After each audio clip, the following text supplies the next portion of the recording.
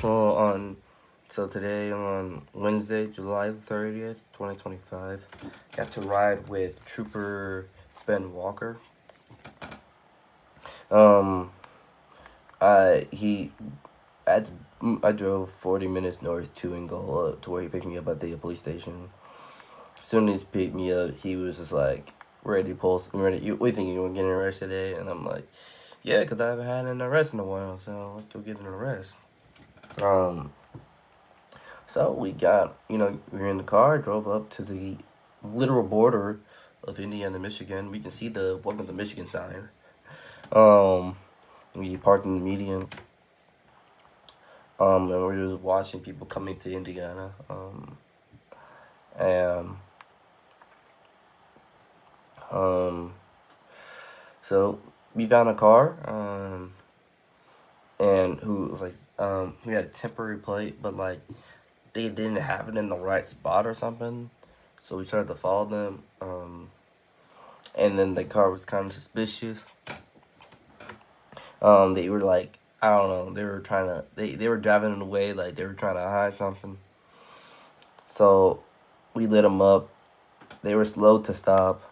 And then there's multiple people in this car we can see, and there's like you can see them trying to stuff things in the seat. They're like trying to hide. Um, so so I didn't get out the car. I guess the first stop. I'm trying to fill things out. Um, he gets on. He pulls up, and then like there's also we'll give you context. This guy, Trooper Ben Walker, is like one of the most achieving cops on this in this district. Like he like led like the district of Fort Wayne, whatever the Fort Wayne district, in like arrests and DUIs for like the past like 5 years. Like this guy is tough, right?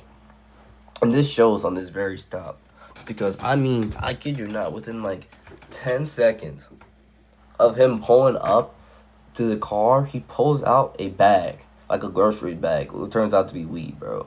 I'm like, this. It just like it feels like it almost like comes to him, bro. Like he's just a natural at.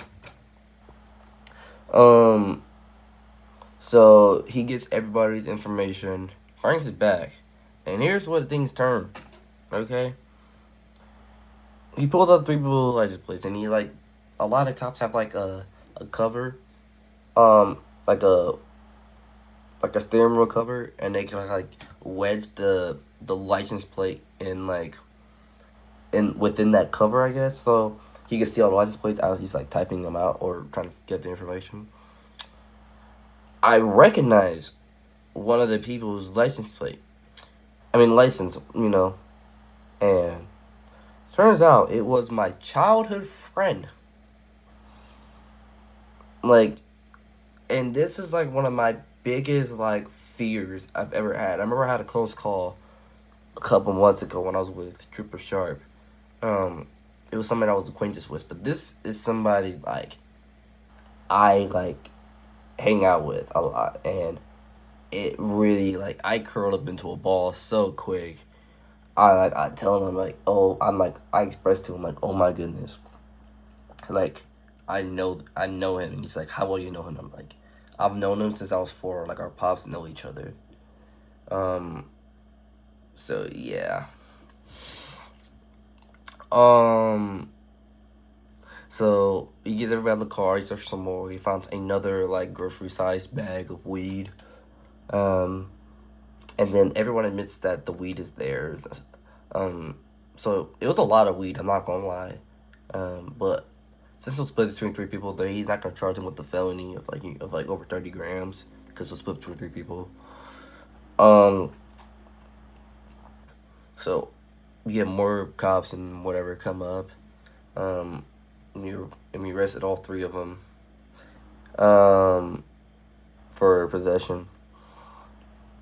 And so I didn't have my friend in my car, but since I was sitting in the front seat, I had to like get out the front seat to go to the back seat, and with that, I was able to um me and him locked eyes, and we had a short conversation.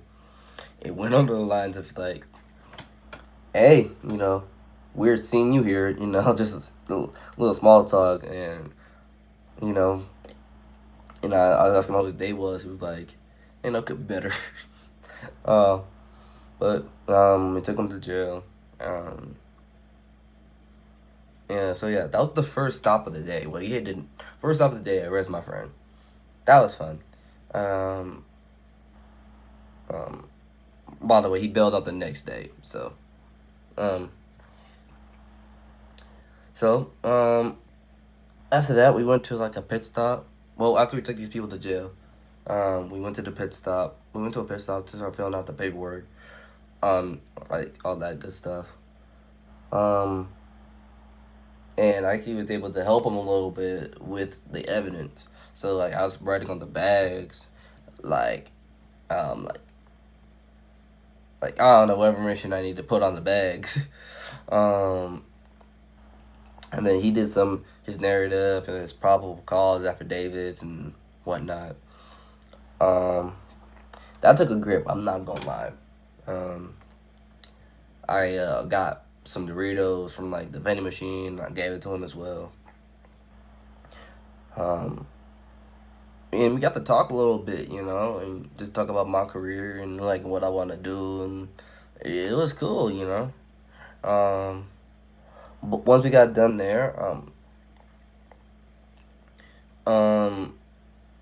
we got another call where we're not a call, but like we assisted on another arrest for possession. I think it was like THC, I believe.